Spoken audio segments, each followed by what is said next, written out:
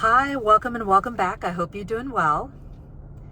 It's Super Bowl Sunday, and I don't know what your plans are for today, but hopefully they include something encouraging, maybe relaxing, with some good food, good people, and that you have an overall positive experience. I'm actually out grocery shopping right now because somebody's got to do it. And I'm admittedly a fair weather football fan, so not gonna lie, but happy to do it and looking forward to enjoying some family time this evening. But I wanted to bring you with me and talk to you about the importance of reading labels after narcissistic abuse. One of the things that I noticed is that there are some parallels between reading labels on food packaging and the narcissistically abusive relationship, and I thought that I would talk about that. So, when you are shopping at the store level and you are looking at packaged food, for example, the packaging is by design. There are colors, there are fonts, verbiage, pictures, slogans, things that are placed on the packaging on shelf to draw you in. And it's by design, it's on purpose. And there's been marketing research that has even gone into finding out what would appeal to you, so that by the time you get to the store and you're cruising through the aisles and adding things to your cart and getting ready to check out, you're being drawn in and grabbing things that appeal to you. And it's easy in that regard to get caught up in your feelings, like, oh my gosh, it's so pretty, or oh, that sounds so good, or oh, that looks so delicious. You may impulsively or emotionally grab something off the shelf, throw it into your cart, and ultimately take it home and consume it without fully understanding what you're getting. Similarly, the narcissist kind of operates the same way. The narcissist will present themselves in a way that appeals to you. They may have studied you online. They may have studied your website, your social media. They may have just kind of observed you from a distance, or maybe found out things about you through someone else. Regardless of the nature of the relationship, they've likely studied you, done their research, and got enough of an understanding as to what might appeal to you, and they will mold themselves into your ideal person. And they will try to draw you in. It could be the way they're dressed, the way they speak, the story that they tell you about who they are or where they come from, their backstory. They will draw you in. And if you don't know who and what you're dealing with, then you can very well be engaging in a relationship that's toxic and that can negatively impact your health and well-being, much like the packaged food item that's sitting on shelf, maybe with a number of facings, that draws you in and gets you to emotionally react by making a purchase impulsively, or just being drawn in by the way that it looks and tossing it into the basket. So what do?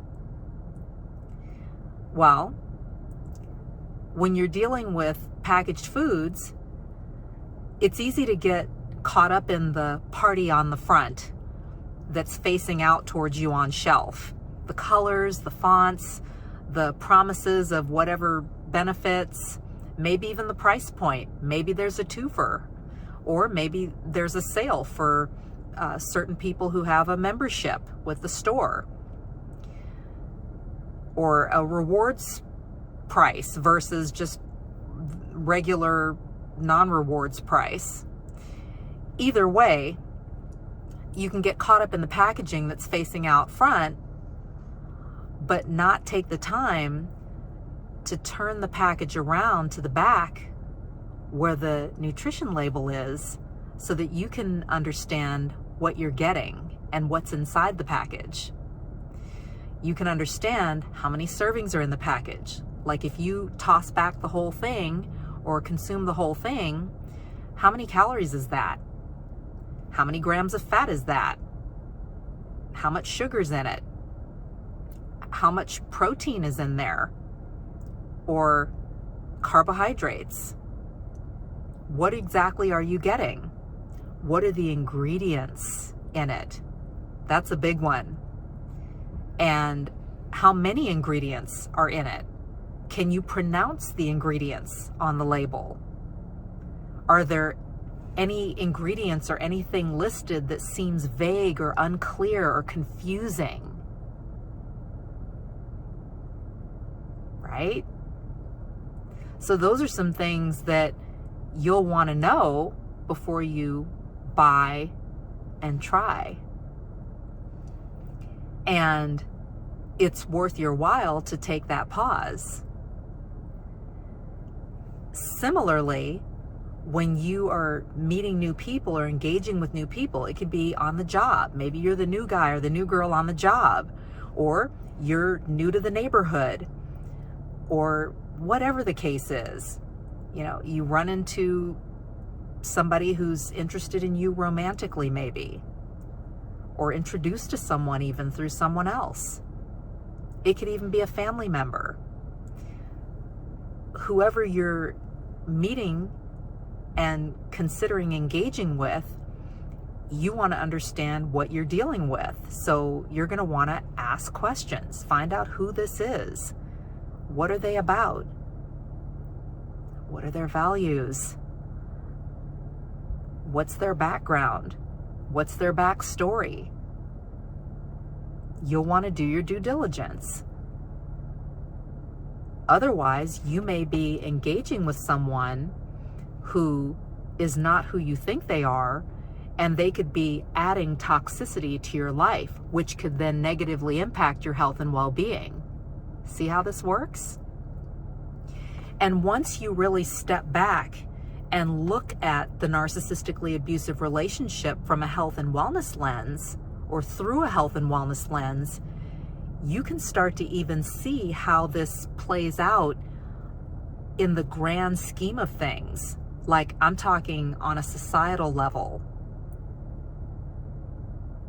because there are a lot of products and there's a lot of packaging that looks good on the outside, but there's a lot of confusing or unclear or vague ingredients that are listed that aren't really explained. But it's designed to taste good and to get you hooked, so that you'll continue to buy and continue to consume, all the while, and unbeknownst to you, your health and well-being are deteriorating because what you're actually getting is not good for you. And it's toxic. But it's designed to mimic a flavor or a smell or a color that is appealing to you on the surface. See how that works? What can you do? Well, try this for size. When you're in the store, shop the perimeter of the store. Make sure that you're getting a lot of food from the produce aisle, that you're eating as close to nature as possible. That's where the good stuff is. You can also go to a farmer's market. And of course, if you garden, I know you've seen me pull produce from my garden. That's where the good stuff is, that's really going to nourish your body on a cellular level. And you want to avoid spending too much time in the center aisles where a lot of processed foods are. that contain a lot of those long word ingredients that you can't pronounce and that you don't really know what it is, you'll want to avoid that and spend more time on the perimeter of the store, buying real foods, buying whole foods. And I like to kind of go by the 10 rule. Like, if there's 10 ingredients or less, then I'll go for that.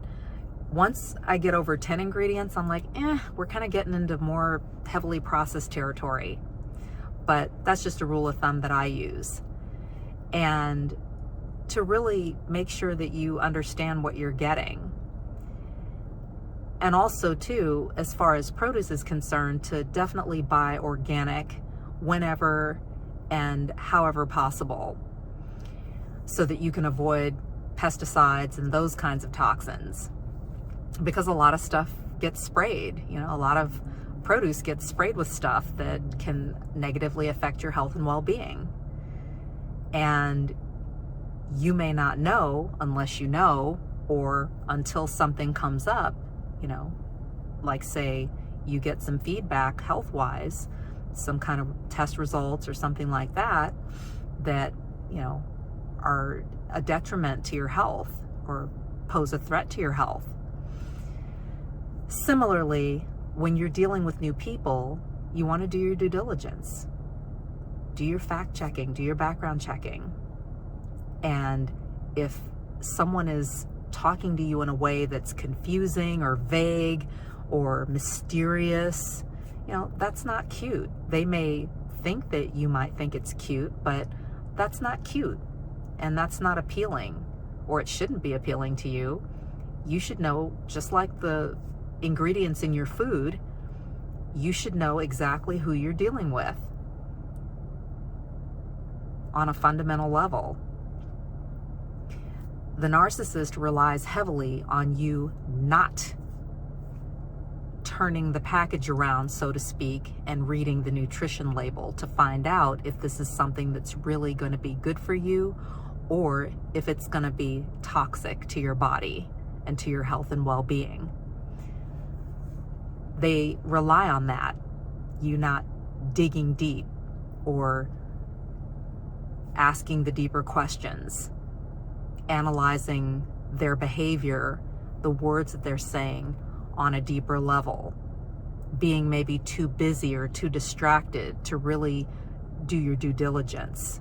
So that's something to be aware of and something to work on, just like reading the labels. Next time that you're in the grocery store, just look at the label, turn the can, turn the package around, and read the nutrition label to see what's in it.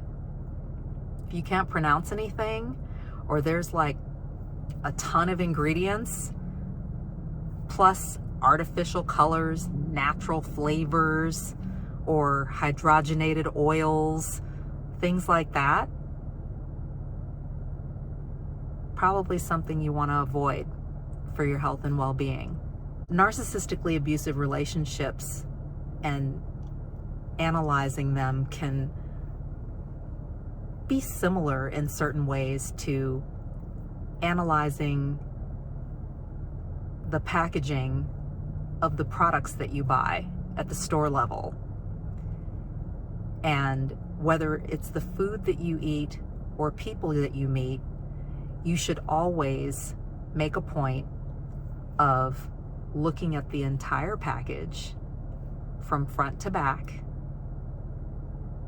inside and outside, so that you know exactly what you're getting. You're not alone and you're not crazy. Know who you're dealing with, know who you are. Take care of your health and well-being, and I'll talk to you soon. Bye-bye.